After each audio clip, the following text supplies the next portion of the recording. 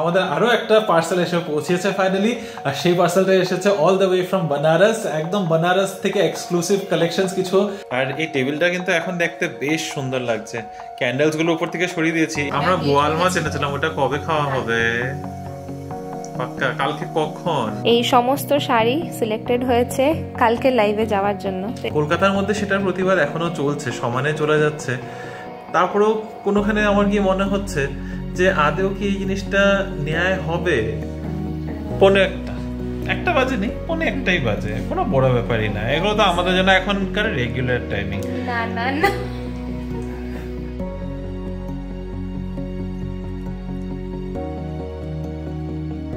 Hello Bibi family, good evening and welcome back to the channel. আজকে অনেক late করে সময় দেখি, বুঝতে পারছো অন্ধকারের মধ্যে আজকে ব্লগটা শুরু করছি। আর নিয়ে আমি এখন জাস্ট অফিস থেকে বেরিয়ে বাড়ি যাচ্ছি। তবে আজকে ঘটনাচক্রে আজকে রিনিরও অফিস আসতে হয়েছিল, একটু কাজ ছিল অফিসের মধ্যে। আর ওর অফিসে এসে তারপরে দুজনেই বেরোতে বেরোতে আজকে প্রচণ্ড লেট হয়ে গেছে। তো এখন বাজে কটা? 7টা? কটা বাজে? তো 7টা বাজেনি, 6:45 নাগাদ বাজে। আমরা বেরিয়েছি অফিস থেকে মোটামুটি 10-15 মিনিট আগে। রাস্তায় প্রচুর ট্রাফিক যেমনটা হয়ে থাকে, তো এই জন্য দুজনেই আটকা পড়ে গেছি। ভাবলাম আজকে অফিসে যখন ছিলাম দেখানোর মতো কিছু ছিল না ফার্স্ট হাফে। সেকেন্ড হাফে এখন অফিস থেকে বাড়ি যাওয়ার পথে এখনই শুরু করছি তোমাদের সাথে গল্প করে আড্ডা দিয়ে দেওয়া। তো চলো এবার বাড়ি যাই, বাকি গল্প বাড়ি পৌঁছিয়ে হবে। আজকে কি পরিমাণে ট্রাফিক সারা রাস্তায়, প্রচুর গাড়ি সকাল থেকে রাত অবধি। ফার্স্ট ভিডিও, ফার্স্ট স্নিপেট আর এখন এই যে সেকেন্ড স্নিপেট, এই দুটো স্নিপেটের মধ্যে না হলেও আধা ঘন্টার গ্যাপ হয়ে গেছে। সত্যি, আর গাড়িগুলো জাস্ট মুভি করছে না। এখন কোনোভাবে বাড়ি পৌঁছতে পারলে বাঁচি। অলমোস্ট 7:30টা বাজতে যায়। এই জায়গাটা একটু ফাঁকা আছে, হ্যাঁ, হাওয়াও লাগছে।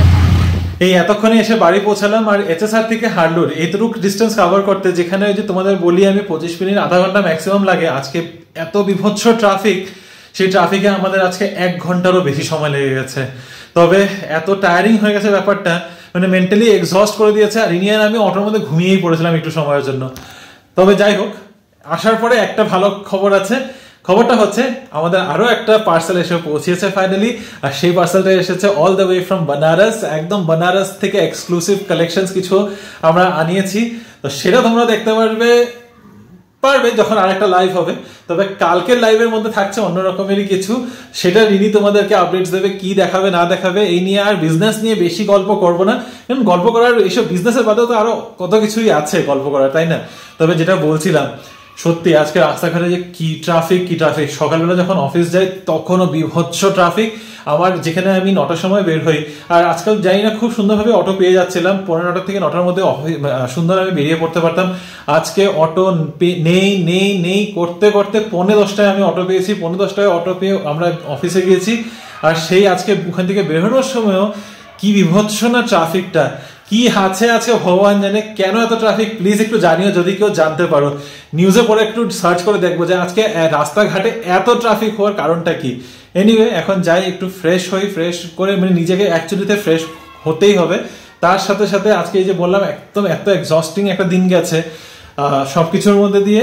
ব্লগটাই এখনো এডিট করা হয়নি, অলরেডি বাজে 7:45 কাছাকাছি। তা আমি ঝটপট করে ব্লগটা এডিট করে তোমাদের জন্য আপলোড করি। বাড়িতে আসার পরে যে কি করে সময়টা পেরিয়ে গেল বুঝতেই পারলাম না, দেখতে দেখতে 10:10 বেজে গেছে। আর এই টেবিলটা কিন্তু এখন দেখতে বেশ সুন্দর লাগছে, ক্যান্ডেলসগুলো উপর থেকে সরিয়ে দিয়েছি। এই সরাটা রাখার পর মানে এত সুন্দর, এত ক্লাসি লাগছে উপরটা দেখতে। তোমরা জানিও কেমন লাগছে এখন। আর এখানে একটা ময়ূরের পাক রয়েছে। ময়ূরের পাক নাকি বাড়িতে রাখা খুব ভালো, তবে কতটা ভালো কি ভালো সেটা বলতে পারি না, দেখতে সুন্দর লাগে এটাই বলতে পারি। একটু ঘুরিয়ে দিলাম। চলো কিচেনে যাই। রিনি তো কিচেনে ঢুকে পড়েছে। অবশ্য অনেক দেরি করেই আজকে ঢোকা হয়েছে আমাদের। দিনক্ষণ একটু আমাদের সময়গুলো আজকে একটু দেরি দেরি করে চলছে। কি গো, কতটা এগোলো? সুন্দর একটা হিঙ্গের গন্ধ বেরোচ্ছে খুব। আমাদের আজকে মেনু হচ্ছে ভেজিটেরিয়ান। আজকে আমরা খাচ্ছি স্কোয়াশ তরকারি, তার সাথে আছে কুমড়ো ভাজা আর ভাত। এটাই হচ্ছে মেনু। প্ল্যানটা তো আজকে ছিল অন্যই প্ল্যান ছিল, কিন্তু সেটা আর হলো না। মাশরুমটা অ্যাকচুয়ালি আমি যদি এসে তার আগের দিন মনে ছিল, আমি এনে রেখেছিলাম যে হ্যাঁ আমি অ্যাকচুয়ালি এনে রেখেছিলাম যে ও আসলে সুন্দর একদিন কোনো একদিন বানিয়ে ফেলবো। তারপরে আমরা এত কিছু নিয়ে সব ব্যস্ত হয়ে গেলাম যে মাশরুমগুলো থাকতে থাকতে মাশরুমগুলো ফাঙ্গাসের উপরে ফাঙ্গাস ধরে গেছে। না, কেমন একটা হয়ে গেছে এসে তো আমি ভাবলাম না এভাবে ফ্রেশ না হলে না মাশরুমটা ঠিক খেতে ভালো লাগে না। না ওটা অ্যাকচুয়ালি তো একটু গ্রিনিশ হয়ে গেছিল, না এটা না খাওয়াটাই ভালো। ডিসকার্ড করে কি খাওয়া, এখন ননভেজ আর বার করতে ইচ্ছা করছে না আসলে। ঘরে ফিরতে এত আমরা বোয়াল মাছ এনেছিলাম, ওটা কবে খাওয়া হবে? পাক্কা কালকে। কখন? দেখি কখন হবে। কালকে তো আমার আবার অফিসে কাজ আছে। ঠিক আছে দেখা যাবে। কালকে বেরোবে? কালকে বেরোবে? আচ্ছা কালকে বের হবে ফ্রিজের থেকে? আচ্ছা ঠিক আছে, লোভ দিয়ে রাখলাম আর কি। বোয়াল মাছ এসে বাড়িতে বসে রয়েছে, তাও আমি খাচ্ছি না, এক সপ্তাহ ঘুরে যাচ্ছে। আমরা কবে এনেছিলাম বোয়াল মাছটা বাইরে? ওই তো গেল শনিবার, ফ্রাইডে এনেছিলাম।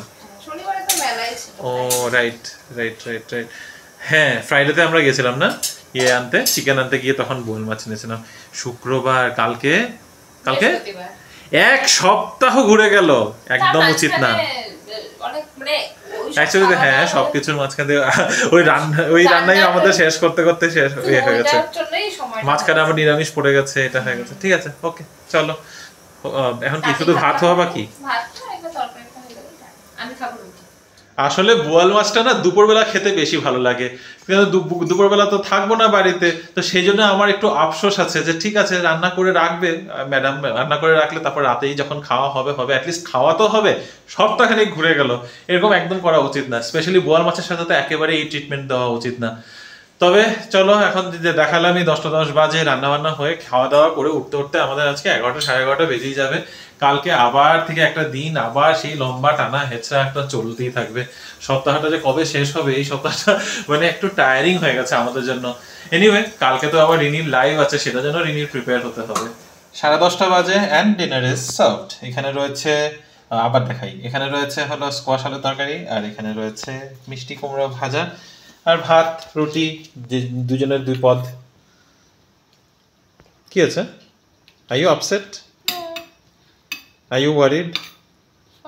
আই ডোন্ট নো, তোমার মুখটা দেখি হঠাৎ করে একদম মানে ছোট হয়ে গেছে। ও শেখার হোম কত নম্বর এপিসোড চলছে? ও বাই দ্য ওয়ে ওখানের মধ্যে রয়েছে আমাদের আজকের স্টক গুলো, অনেক দূরে, হ্যাঁ না অনেক দূর থেকে দেখা যাচ্ছে না। চেকিং বাকি আছে। ঠিক আছে আমি কভার করে দিচ্ছি আমার হাত দিয়ে, বা আমার হাত দিয়ে পুরোটা কভার হয়ে যায়।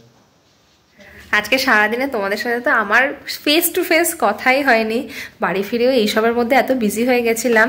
আর তোমাদেরকে বললাম যে বেনারসের থেকে যে লটটা এসছে না, মানে ওটা নিয়ে এত কাজ ছিল, ওগুলো সব কমপ্লিট করতে করতে এখন বাজে হলো 12:15, আর সেই সময় তোমাদের সামনে আসলাম। এখন আমার কিচেনে অনেক কাজ বাকি আছে, মানে বেসিক্যালি গোছানোটা। তো এখন সমস্ত কিছু রেডি করে রাখলাম, কালকে আছে আমার লাইভ, তো সেই লাইভে যাওয়ার জন্য কী কী শাড়ি দেখাবো। অবভিয়াসলি এত সুন্দর জিনিসগুলো এসছে, ওভার দ্য কল ডিসকাশন ছিল ভিউয়ার্সদের সাথে যে এরকম ডিজাইন হবে, ওরকম ডিজাইন হবে।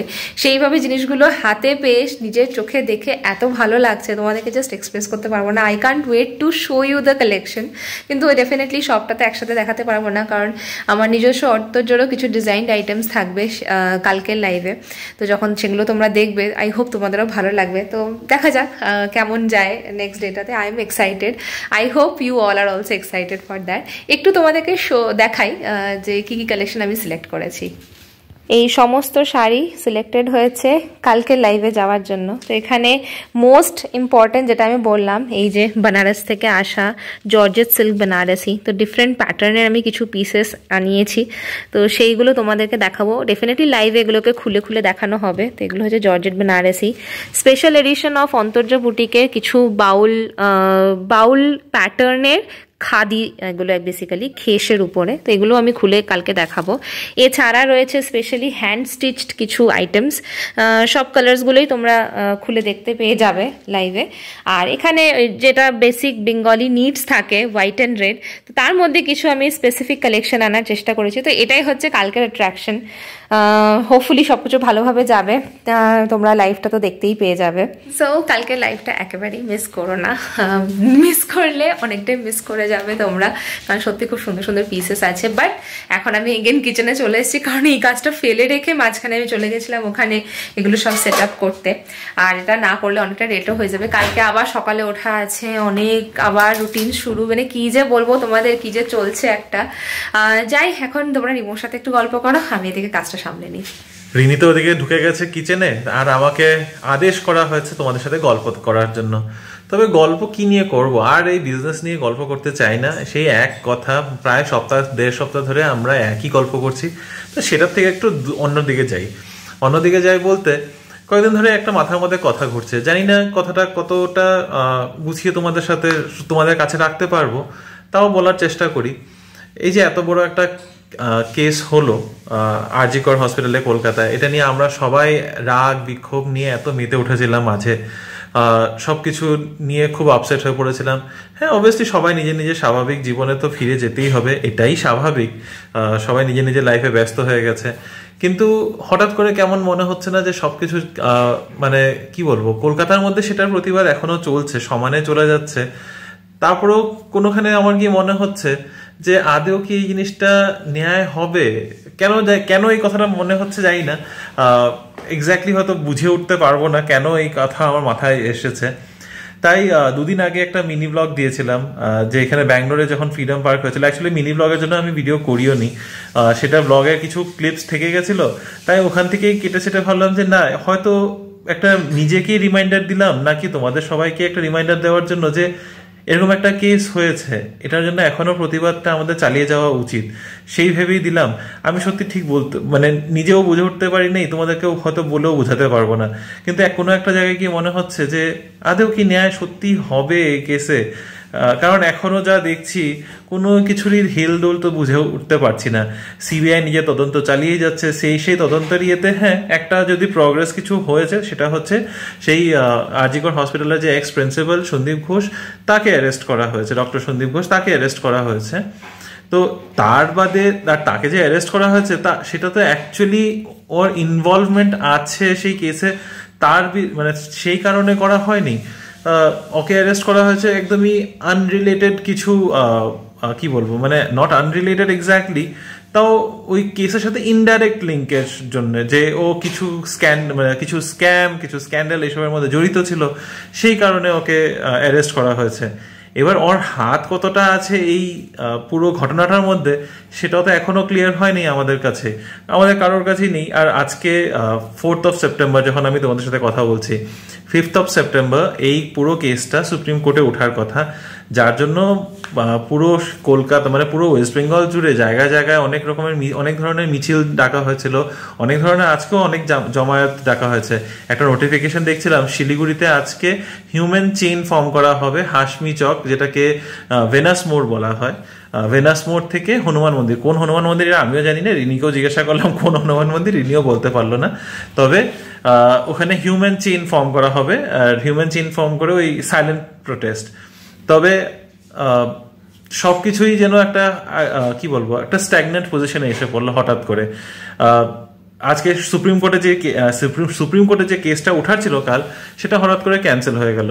কেন ক্যান্সেল হলো? কারণ সুপ্রিম কোর্টে অবভিয়াসলি ওভারলোড হয়ে গেছে। চিফ জাস্টিস অফ ইন্ডিয়া যে আছে DY চন্দ্রচূড়, তিনি নাকি কালকে ওনার বেঞ্চ বসছেন না, তো সেই কারণে কালকে এই কেসটা সুপ্রিম কোর্টে উঠছে না। এবার কবে এই কেসটা সুপ্রিম কোর্টে উঠবে সেটারও কোনো ক্ল্যারিটি নেই।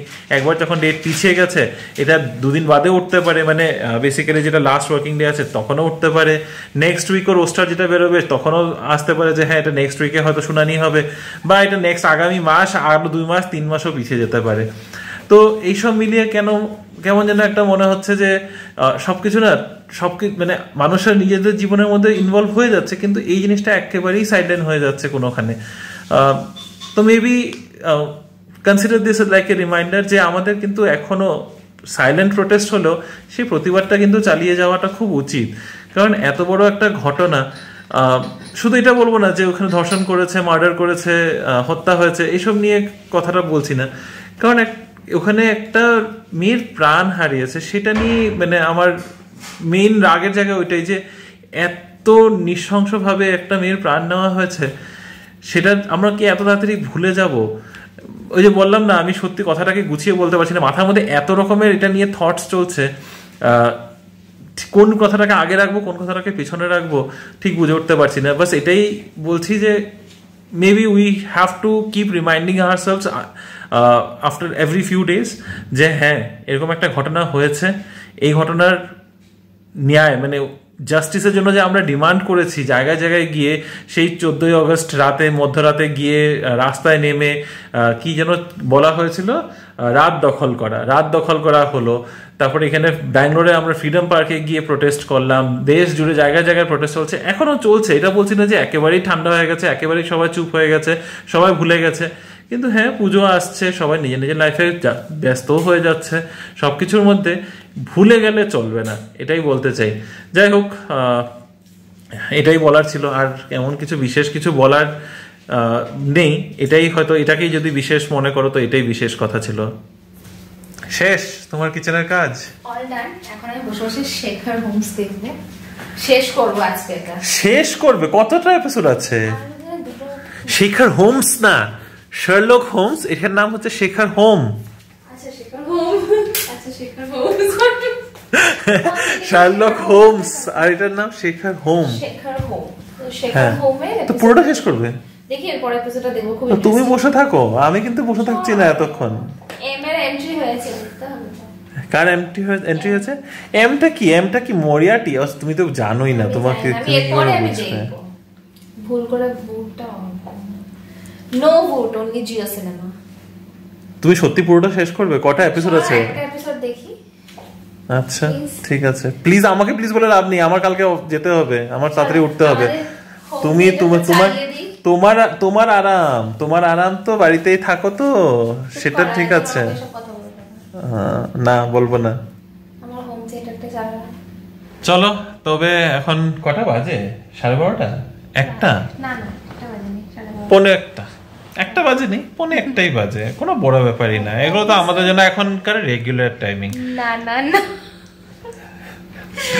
এনিওয়ে, যেটা আমি বলছিলাম, আমার চোখ দেখে হয়তো বুঝতে পারছো চোখ লাল হয়ে রয়েছে, আমার প্রচন্ড ঘুম পেয়েছে।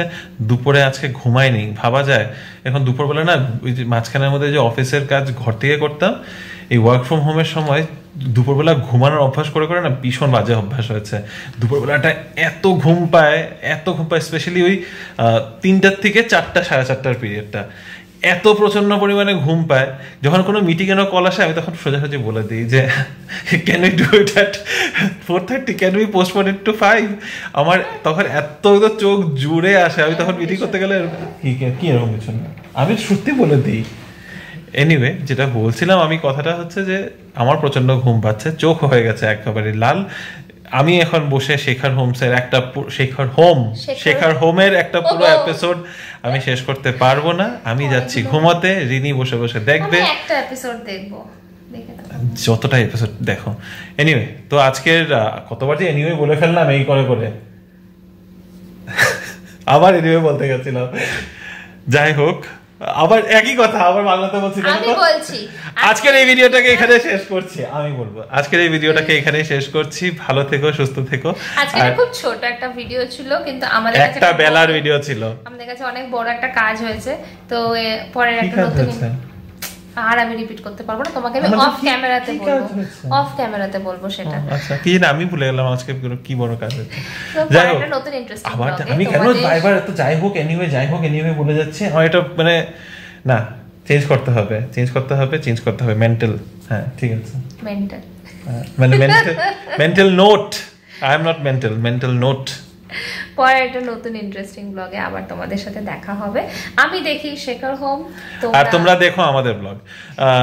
ভালো থেকো, সুস্থ থেকো। আর আজকের এই ভিডিওটা যদি পছন্দ হয়ে থাকে, যদিও পছন্দ করার মতো খুব কম জিনিস আছে আজকের ভিডিওতে, তাও যদি পছন্দ হয়ে থাকে, please do like, share, comment and subscribe to our channel Bengaluru Bengalis. Bye bye, good night. Bye bye, good night. ওর মুখ দেখতে হবে না। Bye bye, good night.